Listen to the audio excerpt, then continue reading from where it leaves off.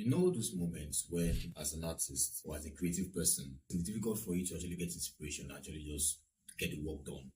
You always go through those phases of creative block whereby it's difficult for you to just get something doing, whether it's designing, illustrating, sketching, drafting.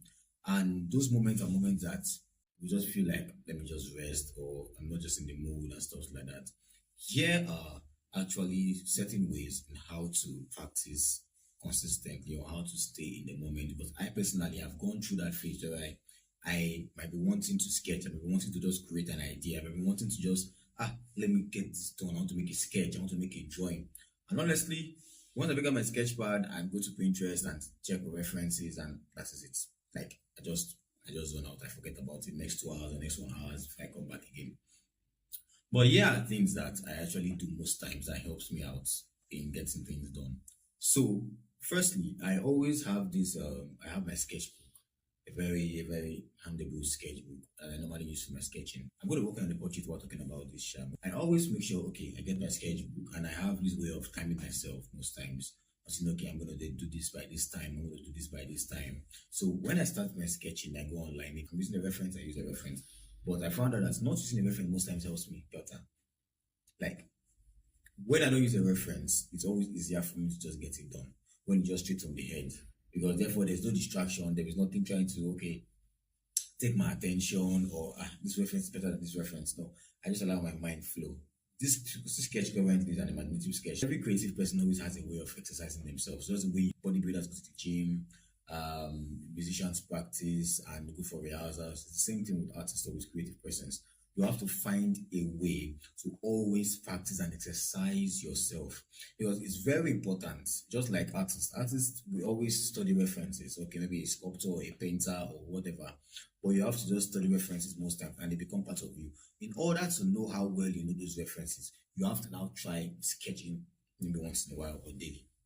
Back then, when I was in university, we had drawing classes every week. And I had this professor, Professor Egwali, who would always, in my 300 level, who would always, for every drawing class, give us like 2 to 3 drawings per class. And after that, Nancy gave us like 2 assignments after.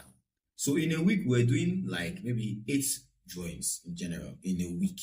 It was very crazy. But what helped us back then was the fact that in our 200 level, we had an amazing lecturer. He still remains an amazing lecturer and a mentor to me, Dr. Kenneth Njoku. That man is a draftsman. There's always different from a draftsman and an artist. There's a big difference. That man was a draftsman who has the ability to create forms and no forms. He has studied this like the back of his palm, and he creates sketches back to back, even as he was a very elderly person. Graduated from University of Benin in 1996 or 1992, I think, here about then. You would see that whatever he's saying, he's practicing it. I don't know if you understand. That's brings to the fact that whenever people are, for instance, now why I'm making this sketch now, talking to you guys, is the fact that I don't also be talking. I made this sketch in the same process of shooting this video. So he always practices, and we saw his sketches and were inspired by it. So every drawing class back then in 200 level, he would give us live drawing. There were 1 minute sketch, there were 2 minute sketch, there were detailed sketches, and all were, according to him, he's a very, that man's an amazing man. He would say, use straight lines. Use straight lines. It was a discipline. It was a discipline. Why I'm talking about this story is the fact that those moments on campus are moments that have shaped me now, personally. I draw every week, if not every day. There was a time, as in during the time I was on social media, I was drawing literally every day. But now I draw every week. I make sure I have a way of sitting down, maybe an hour or 2 hours, and just draw. Because that moment is like exercising. It's like when I work out for like 1 hour, 30 minutes, and I'm saying that, okay, what God has called me to do, I don't put in that energy to practice it. No. So I put in that time, practice it as much as possible. So this story I'm telling you is the fact that for every creative person, you must always find a way. Always find a way. Always find a way to exercise both your mind, not especially your mind. Most especially your mind. For singers, they sing, they rehearse, they do voice exercise, they do voice training. Do you understand? They are vocalists. There's always a difference from a vocalist and a musician. There's always a difference. They are trained more like back to back. It's like a drilling. Just like so the army too, they are trained. Just like you have poets who they write poems and they write and write and write and write and write until maybe one now comes out. Just like writers too, they write before they publish. Like so, it's an exercise for every creative person in the industry. Exercise your mind. For artists, exercise your mind and your hands, because whatever you practice on and whatever you do daily, it registers in your mind. So whenever you want to do it, it becomes easy. Just like a spoken word artist who maybe does not read or does not. Those people read, yes. Maybe does not read as much as often, or does not study, or does not make research, and will just come out in the public and start saying something. Because there is no bank, there's no bank of knowledge. You cannot give what you don't have. There's no storage of what is already maybe if you've gathered and accumulated over time. You will not have anything to give back. Imagine for them to be able to create those kind of lines, those kind of scripts and songs. You can imagine how much work they put into it.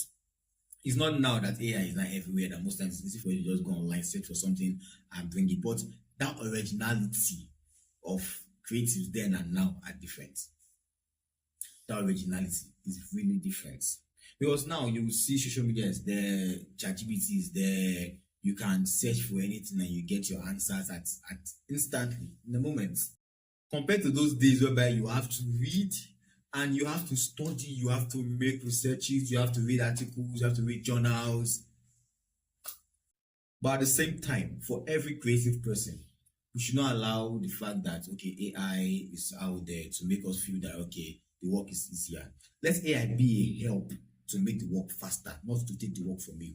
And if you understand, there are many creative people now in this space, and they're not only riding on AI, they are using AI to their advantage. Filmmakers, cinematographers, they are using AI to their advantage. So it makes the work like easier and more creative. There are many websites now to design certain things in AI or to create certain animations or effects and all that in video editing, most of that. And it makes you understand, okay, the work can actually be more interesting and more beautiful. Not to just take it from you or just pack everything I give to AI. Like they ask you what is your name, you go and ask what is your name, and you copy and paste exactly like that. The same thing when we practice in school. They'll give some people assignment. I'll say, okay, go home, make your research and all that. They will from the copy and paste. They will not do it, copy it and paste it on the page or the PDF and go and print it and all that. Let us try and practice every time. It's important so that whenever we find ourselves in a moment that we know okay, it's time to show up and time to show the world what we can do. Because opportunities fly by every time. You will never know what opportunity will come and when it will come. Maybe you are ready or when you are not ready. Maybe you've not drawn for like 2 weeks and you are able to, you've got an opportunity to travel out for an art competition, or you just applied and you just clicked, and that rehearsal is not there to keep you warmed up exactly for the tasks at hand. So that's it. I hope you guys were able to pick one or two things from this video. And yeah, I just finished drawing, pen drawing. But the story behind this piece is talking about the effect of the African scarifications, the lines on the faces of African men and women. We talk about the pure culture, we talk about the beauty of Africanness, we talk about the those cultural things that we have. Not up to now, say there are still certain regions that still practice that still have those deep scarifications. If you search around Africa, it's not like most of us works are developed and some nations are not still doing that again, or some towns are not doing that again, not like that. But there's some places that it is a right for, like I think wherever that kind of those places are just going to be like that. There will no going back or anything. Don't forget, you were created by the creator to create.